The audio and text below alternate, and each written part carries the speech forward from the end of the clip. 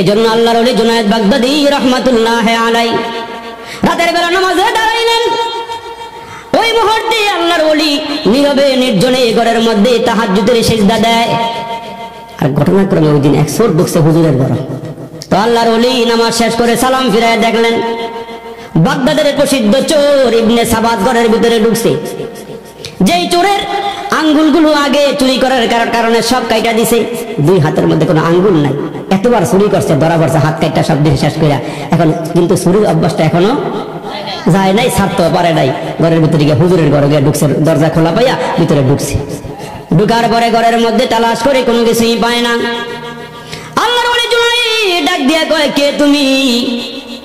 ছোট্ট আওয়াজ পাইয়া ভয়ে জড়সড় হয়ে গেছে। হুজুর ডাক দিয়া কয়, মিয়া টেনশন করিও না, চিন্তিত হইও না, আমিও তোমার মতো একজন। সুবহানাল্লাহ কইতেন না জোরে? সবাই মনে করছে হুজুরে মনে চোর, আমি যে কামের লেগাইছি হুজুরে মনে হয় এই কামের লেগে আইছি। হুজুর চিন্তা করছে এখন এই মুহূর্তে লোকটারা ভয় দেখালে, ডর দেখাইলে তার পিত্রা গলে যাবে, আত্মাটা কাইপা উঠবে, ডর দেখায় লাভ নাই। কে লেগাইছে আমি জানি, গাঠটি বান্ধা দিয়ে দিই, বউ বাচ্চা লয়ে ঘরে গিয়ে খাদ্য। জোরে কর না সুবহানাল্লাহ। ভয় দেখায় লাভ নাই, ডর দেখায় লাভ নাই। এরা মুসলমান বাবাজিরা রে আমার, জুনায়েদ বাগদাদী আল্লাহর ওলি ডাক দিয়ে কয়, মিয়া ভয় পাওয়ার কোনো কারণ নাই, চিন্তার কোনো কারণ নাই। তুমি যেই কাজের জন্য আসছো আমি হলাম এই কাজের একজন সহায়ক, আমি তোমার কাজে সহযোগিতা করব, চিন্তার কোনো কারণ নাই। ইবনে সাবাতকে ঘরে বসাইয়া আল্লাহর ওলি ডাক দেয়, কয়, মিয়া রে যেই ঘরে ঢুকছো এই ঘরে নেওয়ার মতন কোনো কিছু নাই, ওই ঘরের মধ্যে সব কিছু আছে, তুমি দাঁড়াও, আমি তোমার জন্য রেডি করে নিয়ে আসতেছি। চোরাই মনে মনে না জানি আবার এই ঘরের থেকে আসতে নাম্বার আবার শেষ করে লাগবে।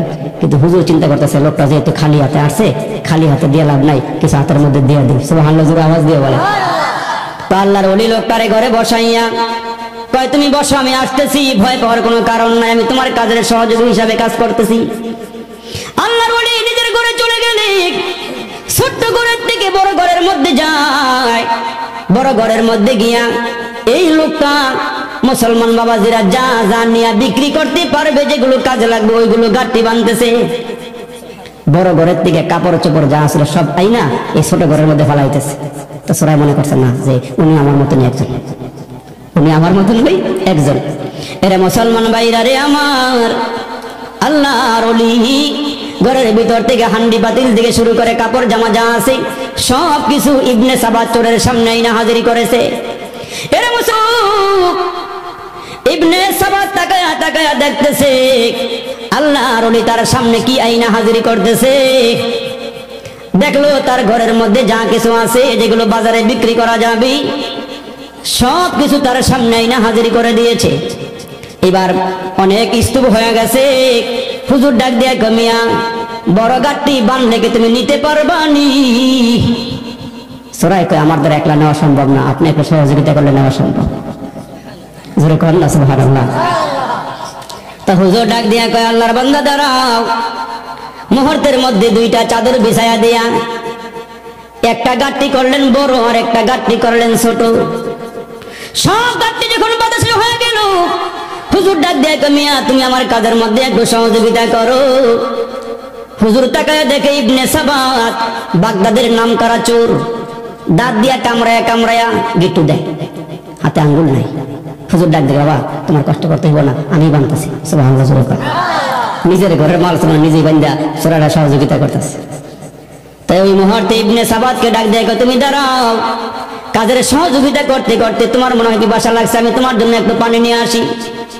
হুজুর নিজের ঘরের মধ্যে গিয়া ইবনে সাবাতের জন্য পানি নয়, হুজুর চিন্তা করে, আল্লাহ এই লোকটা গভীর রাতে নিশ্চয়ই কোন সমস্যার মধ্যে পরে আমার ঘরে আসছে, লোকটা আমার মেহমান। সুবহানাল্লাহ কোন? লোকটা আমার ঘরের মেহমান। নিজের হাতে দুধ গরম করলেন, গরম করে এক গ্লাস দুধ আইনা চোরের সামনে হাজির করলেন। আর মনে মনে বলে, মালিক সে তো আমার মতো একজন মানুষ, আমার ঘরের মেহমান, নিজ হাতে দুধ গরম করে লোকটারে পান করাইছে। এবার গাঠটি নেওয়ার পালা। ইবনে সাবাত ডাক দিয়া কয়, মিয়া তুমি বড় গাঠটিটা লও, আমার ছোটটা দাও। ওই যে কইছে আমি তোমার কাজের একজন সহযোগী, তোমার মতে আমি। তো মনে করছে আমি যে বড় চোর, নাম করা চোর, আমার লাগে খাতির লাগাইয়া ভবিষ্যৎ আমার কাছ থেকে কিছু নিব বিদায় আমার লাগে খাতির লাগাইতেছে। সরাইটা মনে করছে। আল্লাহু আকবার। তো হুজুর ডাক দিয়ে আল্লাহর বান্দা, ঠিক আছে বড় ঘাটটিটা আমার মাথায় উঠাইয়া দাও। আল্লাহর ওলির মাথায় বড় ঘাটটি উঠাইয়া দিলে ছোট ঘাটটিটা ইবনে সাবাত লইয়া হুজুরকে ডাক দিয়ে আপনি আগে আগে যান, আমি আপনার পিছনে পিছনে যাই। তা আল্লাহর ওলি জুনায়েদ তো মুরব্বী বুড়া মানুষ, ঘাটটিটা একটু বড় হয়ে গেছে, ঘাটটি নিয়ে সামনে হাতবার পারতেছে, আর এই কাজের অভ্যাসও নাই। একটু সামনে যাওয়ার পরে ফাঁফা হয়ে গেছে। ইবনে সাবাত কয়, মিয়া বন্টন নিবা সমান সমান, আর কাজের মধ্যে বন্টন নিবা সমান সমান, আর কাজের মধ্যে ফাঁকি দেও না। আল্লাহর ওলি তো দিলের থেকে দোয়া করতেছে, আল্লাহ এই সোরারা সোর রাইখো না, আমার মতন বানাই দিই। আর একটু জোরে কর না সুবহানাল্লাহ। চিনলো যারা কিনলো তারা, চিনে নাই যারা কিনে নাই তারা, চিনলো যারা কিনলো তারা, চিনে নাই যারা কিনে নাই তারা। রসুল চিনবে যারা আল্লাহ পাবে তারা, আল্লাহ পাবে যারা পরকালের জান্নাত পাবে তারা। এরা মুসলমান, ইবনে সাবাত পিছনে পিছনে যায়, আল্লাহর ওলি সামনে সামনে হাইটা হাইটা যায়। যাইতে যাইতে হাঁটতে হাঁটতে দজলা নদীর কিনারায় গিয়া হাজির। একটা কিনারা দিয়া সাঁকু পার হওয়া লাগে। ওই সাঁকুটা পার হইয়া ওই পারে গেলে ইবনে সাবাতের বাড়ি, বাগদাদের চোরের বাড়ি। তো হুজুর মুরব্বী মানুষ, বুড়া মানুষ, এত বড় ঘাটটি মাথায় নিয়ে হাঁটতে পারে না। সাঁকুটার কিনারায় গিয়া পাও পিছলাইয়া গিয়া মাথার থেকে ঘাটটিটা জমিনে পড়ে গেছে। ইবনে সাবাত রাগ আর গোসাকে হজম করতে পারে নাই। পিছন দিক দিয়ে হুজুর এমন এক লাত্তি মারছে, জোরে কর নাউজুবিল্লাহ, আওয়াজ দিয়ে কর নাউজুবিল্লাহ নাউজুবিল্লাহ। আল্লাহওয়ালা মানুষ কেমন আল্লাহওয়ালা জানেন? হাঁটতে হাঁটতে হাঁটতে হাঁটতে পাহাড়ি এলাকায় গেছে। এই পাহাড়ি এলাকায় গেছে, গিয়ে আর হাঁটতে পারে না, ক্লান্ত হয়ে গাছের নিচে বসে পড়ছে, একটা বিশ্রাম নিতেছে। আর আল্লাহর কি মর্জি, উঠতে উঠতে এক পাখি আইসা ওই গাছের ডালার মধ্যে বইসা, এটার আর জায়গা পাইছিল না, খুঁজা পায়খানা করছে, হুজুরের জামার মধ্যে পড়ছে। তো হুজুরের ঘুম যখন বাগছে, কি জামার মধ্যে ময়লা করতে গা ছায়া দেহ উপরে পাখি বৈশা রয়েছে, মেজাজ গরম করে জানালে তবিয়ত নিয়ে যখন নজর দিছে, এক নজরে পাখির গায়ে আগুন লেগে গেছে। জোরে কন সুবহানাল্লাহ সুবহানাল্লাহ। নিচে বসে চাইছে, পাখির গায়ে আগুন লেগে গেছে। আফসোস করতেছে, কামড়া করলাম কি। হাঁকছিল হাঁকছিল, ছোট পাখি হাঁকছে, আর কি চাইয়া তা পাখিটা শেষ করে দিলাম। আল্লাহ পাকের কাছে মাপ চাইতেছে, আল্লাহ কামড়া করলাম কি, আল্লাহ মাফ করে দেওয়া পারে। সামনে হাঁটতে হাঁটতে গেছে, আজান দিয়ে ফেলাইছে আসরের। এখন তো আশপাশে কোনো বাড়ি ঘর নাই, ওজুদের নামাজটা বড় লাগবো। চাইয়া চাইয়া দেখে টিলার উপরে ছোট্ট একটা কুড়ে ঘর, তো ভালো হয়েছে, পানি পাওয়া যাবে, যেহেতু ঘর আছে পানিও আছে। দরওয়াজা গিয়ে আওয়াজ দিছে, কে আছে ঘরের ভিতরে, পানি দাও, ওযু করুম, নামাজ পড়ুম। ডাক দিছে, কোনো সাড়া নাই। ঘরের ভিতরে কাঠুরিয়ার স্ত্রী, গরিব মহিলা নামাজ দাঁড়ায় রয়েছে। সুবহানাল্লাহ জোরে কর। আবার ডাক দিছে, ঘরে কে আছে, পানি দাও, ওযু করবো, নামাজ পড়বো। কোনো সারা শব্দ নাই। আবার ডাক দিয়ে, একা ঘরে কে আছো, ওযু করবো, নামাজ পড়বো, পানি দাও। তিনবারের মাথায় ঘরের ভিতর থেকে নারীর কণ্ঠে আওয়াজ দিয়ে বলে, এরে আল্লাহর বান্দা, এইখানে রাগ দেখায়ও না, এইটা কিন্তু পাখি মারার জায়গা না। আর একটু জোরে কর না সুবহানাল্লাহ সুবহানাল্লাহ। ঘরের মহিলা কি কয়, এটা কিন্তু পাখি মারার জায়গা না। সুবহানাল্লাহ জোরে কর না একটা আওয়াজ দিয়া। আরে কেমন আল্লাহ পাকের বান্দা, পেয়ারা বান্দা। মহিলায় ডাক দিয়ে কয়, গরম করো, গরম দেহ না, রাগ দেহ না, এটা পাখি মারার জায়গা না। ডাক দিয়ে আম্মা গো, কেমনে বুঝলাম পাখি মারছি? আমি নামাজ পড়ে মোরাকাবা করছি, এই অবস্থায় তোমার দেখছি, তুমি যে পাখির গায়ে আগুন ধরে ফেলাইছো। কেমনে এই অলিত্ব কেমনে গ্রহণ করছেন? আমার স্বামী গরিব মানুষ, স্বামীর খেদমত করি, স্বামী আমার উপরে রাজি, আমিও স্বামীর উপরে রাজি। আমার স্বামী যেই দিন কাটকাইটা আইনা বাজার থেকে খানা খাওয়াইছে, আমার হালাল খানা দিছে, হালাল খানা জিব্বায় পড়ছে, ওই দিন থেকে আমি জমিনে বসে 8 দিনের খবর লই। সুবহানাল্লাহ জোরে বলে। আর আমরা গরু গোবর সহ খাইলে সুযোগ পাইলে রডের বদলা বাঁশ দিয়ে লাই। হ্যাঁ ঠিক নেই, রডের বদলা কি দিয়ে লাই? বাঁশ বাঁশ। এটা আবার আরেক ওয়াজ। তো এখন এই আল্লাহর ওলিরে এমন এক লাত্তি দিছে, সাক্ষর কিনার মধ্যে ফালাইয়া দিছে। হুজুর ডাক দেখে, বাবা আমি বুড়া মানুষ, কষ্ট হয়েছে, আমার মাফ করে দাও। ধরে কোন সুবহানাল্লাহ সুবহানাল্লাহ সুবহানাল্লাহ। আরে আল্লাহওয়ালারা এমনই হয়, আল্লাহওয়ালারা এমনই হয়। বুজুর্গ মক্কা শরীফ গেছে হজ করতে। কি করতে গেছে? হজ করতে গেছে। টাকার থলি হাতের মধ্যে, এক সরাই পিছন দেখতে ফলো করছে, হুজুরের টেহার বস্তাটা লয়ে একটা দিন দৌড়। হুজুর এখানে কাবা ঘর দিয়ে ঢুকতে গেছে, সরা লিয়ে মারছে দৌড়। কিছুক্ষণ আগে গিয়া দৌড়ায় গিয়া রাস্তার খুঁজে পায় না। কোনটা ডাইন কোনটা বাম, কোনটা সামনে কোনটা পিছনে। আর যখন খুঁজে পায় না, হাউমা করে কান্না শুরু করছে, অন্ধ হয়ে গেছে। এখন অন্ধ যখন হয়ে গেছে, হুজুরে তো টাকার থলি হয়ে গেছে গা, হুজুরে কাজ আলহামদুলিল্লাহ নিচে গাড়ি জায়গা, হুজুরে খানায় খাবা তো আপটাপ কইরা বাসায় চলে গেছে। আর ওই অন্ধ ব্যক্তি ওই যে সোরায় খালি ঘুরতেছে আর হুজুরের খোঁজতেছে। এক নাপির ডাক দিয়ে কইতেছে, কি হয়েছে? হুজুরের হাতের থেকে টাকার ব্যাগ নিয়ে দৌড় দিয়েছিলাম, কিছু পর সামনে যাওয়ার পরেই আমি অন্ধ হয়ে গেছি, আর সামনে আগাইতে পারতেছি না, একটু দাঁড়াও। হুজুরে আইতাছে। হুজুর যখন কাছাকাছি আইছে, দৌড়ে গিয়ে হুজুরের পায়ে ধরছে, হুজুর আমার মাফ করে দেন। তোমার আমি আগে মাফ করে দিছি। যখন টাকা নিয়ে দৌড় দিছ তখনই মাফ করে দিছি, কারণ আমি জানি তুমি হাসরের দিন আমার সামনে আসতে হবে। তুমি যে আমার টাকা নিছ, এই টাকা নিয়ে আমার সামনে আসতে হবে। ওই দিন আমার নবীর উম্মতেরা সব জান্নাতে গেলে তোমার কারণে আমার নবীর হাসরের দিন দাঁড়ায়া থাকতে হবে। আমি ওই দিকে তাকায় তোমারে মাফ করে দিছি, যেন তোমার জন্য আমার নবীর দাঁড়ায় থাকতে না হয়। আল্লাহু আকবার, আল্লাহু আকবার। মুসলমান ভাইরা রে আমার, আল্লাহর ওলি গাড়িটা মাথার মধ্যে লইয়া সাতপুরা পার হয়ে ওই পারে গিয়া কিছু পথ যাওয়ার পরে ইবনে সাবার ডাক দিয়ে, আর যেতে হবে না, গাড়ি এখানে নামাও, এইটাই আমার বাড়ি। আল্লাহর ওলি গাড়ি নামাইয়া দিয়া, তো বাবারে আমি গেলাম, দোয়া কইর আমার জন্য। বাঘ নিবেন না? বাঘ সুবহানাল্লাহ কর না। ইবনে সাবার তাকে বাঘ নিবেন না? হুজুর ডাক দিয়ে, বাবা আমি বাঘ নেওয়ার জন্য আসি নাই, যেই বাড়িতে গেছিলাম ওই বাড়ির পাহারাদার আমি, ওই বাড়ির মালিক আমি, তুমি ছিলে আমার মেহমান, আমি ঠিক মতো তোমার মেহমানদারি করতে পারি নাই, তুমি আমারে মাফ করে দিও। আমরা চলে আসছি, আইসা মুসলমান বাড়িতে আগের মতনই নামাজ পড়ে জিকির আজকার করে কোরআন তেলাওয়াত করে, কিন্তু সূরার ভিতরে গরম শুরু হয়ে গেছে। চোরা ডাক দিয়ে, কি কারবারটা করলাম রে? এই লোকটারে কোনোদিন দেখলাম না, লোকটা কে, তার পরিচয়টা কি? রাতের বেলা চুরি করতে গিয়েছিলাম, বাড়িটাও ঠিক মতো মনে নাই, লোকটারও আমি চিনলাম না, লোকটার নাম কি আমি জানলাম না। চোরাই তো মুসলমান মাল সামানার কাছেও যায় না। মুসলমান চিন্তিত হয়ে গেছে, লোকটা কে রে? এমন দয়ালু মানুষ তো আমার নজরে কোনোদিন পড়ে নাই। নামাজ পড়তেছি না, লোকটা আল্লাহরে ডাকতেছিল, আমারে দেখা আমারে পাইয়া নামাজ বন্ধ করে দিয়া নিজের হাতে গাঁটটিটা বান্ধা আবার গরম দুধ পান করাইয়া বাড়ি পর্যন্ত গাঁটটি আগাইয়া দিয়া গেল। এইটা কেমন মানুষ রে? আমি লোকটারে কেন মার দিলাম, কেন লাথি মারলাম? আমার কি গুনাহ মাফ হবে নি? এমনি জীবনে কত গুনাহ করছে, সবগুলো আঙ্গুল কর্তন করে ভালাইছে, আমারে মাফ করবে নি? আমি লোকটারে কেন মারলাম? পাগল পারা হয়ে গেছে। ঘুরতে ঘুরতে ঘুরতে ঘুরতে হাঁটতে হাঁটতে ডাকি পায়, তারে ডাক দিয়ে বলে, ভাই রে এই এলাকার মধ্যে একটা হুজুর আছে, ওই হুজুরের নাম তো আমার জানা নাই। এলাকার লোকেরা ডাক দিয়ে কয়, হুজুর একজনই আছে, নাম হলো জুনায়েদ বাগদাদি। আরে হুজুরে কন না সুবহানাল্লাহ, সুবহানাল্লাহ। কয় একজনই আছে আল্লাহওয়ালা মানুষ, নাম হলো জুনায়েদ। কয় তাই নাকি? কয় হ্যাঁ। কয় লোকটার বাড়ি কই? কয় লোকটার বাড়ি একটু সামনে।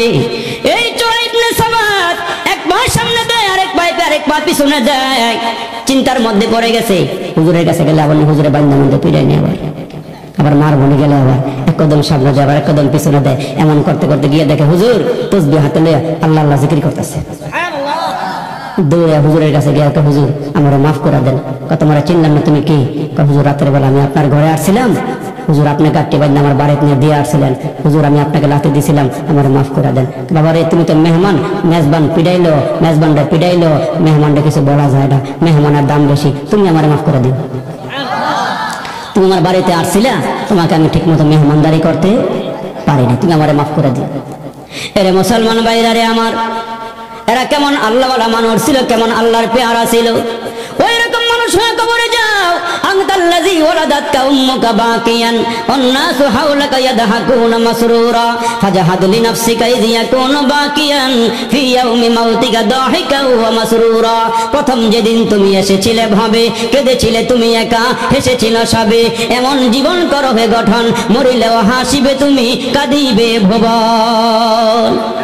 এমন হয়ে কবরে যান যেন মানুষ আফসোস করে আর বলে, হারে লোকটা খুব ভালো ছিল, লোকটা আমলি ছিল, লোকটার আচার আচরণ ব্যবহার খুব ভালো ছিল, সদালাপি ছিল, লোকটা নামাজে ইবাদতে বন্দেগীতে খুব ভালোই ছিল। এমন হয়ে কবরে যান। তার কারণ হলো কবরের দুইটা পথ আছে, একটা হলো জান্নাতের পথ, আর একটা হলো জাহান্নামের পথ। ভালো ভালো যা করবেন এগুলো নেকের পাল্লায় ওজন দেওয়া হবে, খারাপ যা করবেন এগুলো বদের পাল্লায় ওজন দেওয়া হবে। এই জন্য কার জীবন সফল আর কার জীবন বিফল? বাড়ি পাইছেন, জায়গা জমি সম্পদ সব পাইছেন, একেবারে পুকুর ভরা মাছ, গোয়াল গোয়াল ভরা গরু এবং ঘরের মধ্যে অডেল সম্পদ আছে, ছেলেগুলিও মুসলমান বাইরে উচ্চ শিক্ষা শিক্ষিত হইয়া ভালো কাজ করে, ভালো চাকরি করে, আপনি বুক ফুলাইয়া হাঁটেন আর কন আমার মতন সফল এই দুনিয়াতে কেউ নাই। কিন্তু আপনি এক ওয়াক্ত নামাজও পড়েন না, আল্লাহর একটা ডাকও দেন না। আপনার দুনিয়ার জীবনটা সফল হয়েছে ওই আল্লাহকে ডাক না দেওয়ার কারণে, পরকালের জীবনটা বিফল হওয়ার পথে চলছে। আর আরেকটা লোক বাড়ি নাই, ঘর নাই, দিন আনে দিন খায়, কিন্তু এই লোকটা সকালবেলা একবেলা খাইলে দুপুরে খাইতে পারে না, দুপুরে খাইলে রাত্রে খাইতে পারে না, কিন্তু দিন আনে দিন খায়। কিন্তু বান্দা তাহাজ্জুদ গুজার, বান্দা ইশরাকও করে, আউয়াবিনও করে, চারটের নামাজও করে, এই লোকটা মুসলমান, আরদম আল্লাহর জিকির আজকার করে। লোকটা দুনিয়া পায় নাই কিন্তু ইমানটা তার মজবুত, এই লোকটা পরকালে সফল। আল্লাহও ডাক দিয়ে বলেন দুনিয়ার সফল আসলে সফলতা নয়, সফল হলো ওই ব্যক্তি যেই ব্যক্তি হাসরের দিন নেককার হইয়া নেকের পাল্লার ওজন ভারী হওয়ার পরে নেকের পাল্লার ওজনটা ভারী হবে, আমলনামাটা ডাইন হাতে পাবে, ওই লোকটা হবে সফল। আর ওই সফল ব্যক্তির জন্য আল্লাহ পাকের জান্নাত যেরকম সুবহানাল্লাহ। মনে মনে নিয়ত করছে এই বেড়ায় যে যা করছে আল্লাহ, আমি কুলিগিরি করি, এই বেড়ায় বাজারে কুলিগিরি করে, কিন্তু মনের মধ্যে বিশাল বড় চাওয়া পাওয়া। কি চাওয়া? বাজারে গিয়ে আমি কুলিগিরি করি, এই কুলিগিরি কইরা যা পাবো ওটা দিয়ে আমি আস্তে আস্তে আস্তে আস্তে করতে করতে করতে করতে অনেক টাকার মালিক হবো। এই জন্য বাজারে গেছে কুলিগিরি করতে, নতুন জামাই গেছে দোকানে মিষ্টি কিনা আইনে হুর ঘরে যাইবো। এটা অনেক আগের ঘটনা। ওই সময় মাটির পাতিলা দিয়া মাটির পাতিলার ভিতরে মিষ্টি লইয়া আর ওই মিষ্টি কুলি বেড়া দিয়া হুর ঘরে লইয়া যাইতো, এমন একটা সময় ছিল। আর ওই লোকেও বাজারে গিয়া মিষ্টি কিনা একবারে হাড়িটা বইরা মিষ্টি কিনা লইয়া শ্বশুর বাড়িতে যাবে, একটা কুলি তালাশ করতেছে, খুঁজতে গেছে, ওই কুলিটা পাইছে যে কুলির মনে অনেক বড় আশা। এখন ডাক দিয়ে বলে ভাই তুমি আমার এই মিষ্টির হাড়িটা পাতিলাটা মাথায় লইয়া আমার শ্বশুর বাড়িতে পৌঁছাই দিবা, তোমার টাকা দেবো 100। হ্যাঁ ভাই তাড়াতাড়ি দেন। গাড়িটা মাথায় লই, মিষ্টির হাড়ি মাথার মধ্যে লইয়া রাস্তা দিয়ে হাঁটে আর কয় 100 টাকা দিলে এই টাকাটা দিয়ে একটা মুরগি কিনবে। টাকা কিন্তু এখনো পকেটে আসে নাই, নিয়ত করছে টাকাটা দিয়ে একটা মুরগি কিনা। এই মুরগিটা পালতে পালতে ডিম দিলে বাচ্চা ফুটাইয়া 1 বছর পরে বিক্রি করার পরে অনেক টাকার মালিক হইয়া আমি একটা গাভী কিনবো। এই গাভীটা বাছুর দিব, দুধ বিক্রি কইরা অনেক টাকা হইলে আমি একটা অটোরিকশা কিনবো। অটোটা চালানোর পরে অনেক টাকার মালিক হইয়া আমি একটা সিএনজি কিনবো। সিএনজিটা চালাইতে চালাইতে অনেকদিন পরে টাকা পয়সা মালিক হলে আমি একটা বাস গাড়ি কিনবো। এই বাসটা চালাইতে চালাইতে আমি এই এলাকার মধ্যে রাস্তার সাথে আমি 1 বিঘা জায়গা কিনা 5 তলা ফাউন্ডেশন দিয়া আমি একটা বিল্ডিং খিচ্চা বানাইয়া আমি একটা এলাকার সুন্দরী মেয়ে দেখে বিয়া কইরা ঘরের মধ্যে আনবো। এইবারে কিন্তু টাকা এখনো হাতে পায় নাই, টাকা পকেটেও এখন আসে নাই। মিষ্টির হাড়িটা মাথার মধ্যে লইয়া হাঁটতেছে আর মনে মনে অঙ্ক করতেছে, এটার পরে এইটা, এটার পরে এইটা, এটার পরে এইটা অঙ্ক করতেছে। আর রাস্তা দিয়ে হাঁটতে হাঁটতে যাইতেছে, যখন বলতেছে আমি যখন বিয়ে করবো আমার বিবির ঘরে একটা ছেলে সন্তান হবে, আর ওই ছেলে সন্তানটারে আমার বিবি পাঠাই দিয়ে বলবে যাও তোমার আব্বারে বাজার থেকে ডাক্কা নিয়ে আসো, দুপুরে খানা খাইতে বলো। আর আমি ওই মুহূর্তে লোকদের সামনে বসা থাকবো, আমি একটা হুঙ্কার দিয়ে বলবো না খাবো না। যখন না খাবো না মাথা নাড়া দিছে, মিষ্টির হাড়িটা মাথার থেকে ফইরা বালুর মধ্যে পড়ছে। আগে আছে রসগোল্লা, বালুর মধ্যে ফইরা এখন হয়ে গেছে বালুর গোল্লা। আশা কি পূরণ হয়েছে? শিয়ালের সাথে আর মোরগ মরিচের সম্পর্ক ভালো না খারাপ? কাফের বেদিন গোলগা মুসলমানের সম্পর্ক ভালো না খারাপ? ভালো না খারাপ? কিন্তু মাঝে মাঝে আওয়াজ দিয়েন, হুঙ্কার দিলে আর আমাদেরকে ভয় পাবে। আমাদের অ্যাটম নাই, বোমা নাই, মেশিন গান নাই, অস্ত্র নাই, আমাদের আছে লা ইলাহা ইল্লাল্লাহ, নারায়ে তাকবীর, নারায়ে তাকবীর, আল্লাহু আকবার। আপনারাই বলছেন যে হুজুর শিয়ালের সাথে মোরগ মুরগির সাথে সম্পর্ক বেশি একটা ভালো না। শিয়াল যদি মোরগ মুরগিরে পায় সালাম দেয়, মুসাফা করে, বুকের লগে মিলাই রাখে, সুযোগ পাইলেই খাপ করে কামড় দিয়া শেষ করে খাইয়া লইতে চায়। তো একদিন সন্ধ্যাবেলা শিয়াল যখন গর্তের ভিতর দিকে উঠটা একবারে বাড়ির কাছাকাছি আসছে, আইসা দেখে দেশি মোরগগুলো লাফালাফি করতেছে। শিয়ালের মতলব ভালো না, উদ্দেশ্য ভালো না, কাছাকাছি আইসা কয় আসসালামু আলাইকুম বাগিনারা তোমরা কেমন আছো? কি কয় কি কয় বাগিনারা তোমরা কেমন আছো? মোরগ মুরগি বুঝবার পারছে অসময়ে এই শিয়ালটা এখানে কেন আসছে। তো জিজ্ঞেস করে মামা কবেলা কি লেগাইছো? তোমরা রেডে জামাতে নামাজ পড়বার আইছে। শিয়াল মোরগ মুরগি জামাতে নামাজ পড়বার চায়। তো মোরগ মুরগি ডাক দেখে মামা আমরা তো মুসলমানের সাথে বসবাস করি, আমরা জানি মুসলমান যে নামাজ পড়ে নামাজের আগে আজান দেয়, দেয়নি দেয়নি? তা তুমি যেহেতু নামাজ পড়া এবার আসছে ইমাম সাহেব একটু দাঁড়াও আজান দিয়ে। মোরগ মুরগি মনে মনে কয় শিয়ালের হাত থেকে বাঁচতে হইলে গাছের ডালার মধ্যে উঠে আওয়াজ না দিলে বাঁচবার পারব না। গাছের ডালার মধ্যে উঠে যখন আওয়াজ শুরু করছে, একমাত্র শুধুমাত্র কেবলমাত্র ডরাইলে ভয় পাইলে শিয়ালে কুকুরই ভয় পায়। দেখছেন নি আপনারা? শিয়াল একটা কুকুর একটা বাড়ি থাকলে ওই এলাকা শিয়াল আয় না, কারণ এই বাড়িতে জম আছে। এখন মোরগ মুরগি যখন লাফাইয়া গাছের ডালার মধ্যে উঠছে, আওয়াজ পাইয়া কুকুর ডাক দিয়া কয় নিশ্চয়ই মোরগগুলো কোনো ঝামেলাত পড়ছে, না হলে এই সন্ধ্যাবেলা গাছে ওঠার কথা না, চল দেখে আসি। মুরগ মুরগির আওয়াজ পাইয়া যখন কুকুরটা রওনা দিছে, প্রাণীর মধ্যে সবচেয়ে বেশি চালাক প্রাণীর নাম হলো শিয়াল। যদি আপনাকে বিশ্বাস না হয়, আজকে ওয়াজ শেষ করে চোখের মধ্যে নাইমা শিয়াল বলে একটা দৌড়ান দৌড়বেন, এটা কতক্ষণ দৌড়ে আবার পিছন দিকে চায়, আপনি কি করেন? আপনি দৌড়াইলে শিয়ালও দৌড়ায়, আর আপনি খাড়ায় থাকবেন শিয়ালে দৌড়াইব। এই বিকেলামি কাম শিয়ালে করে না, কতক্ষণ দৌড়ে আবার খাড়ায় থাকে। এটা এমন চালাক। যখন কুকুর দেখছে শিয়াল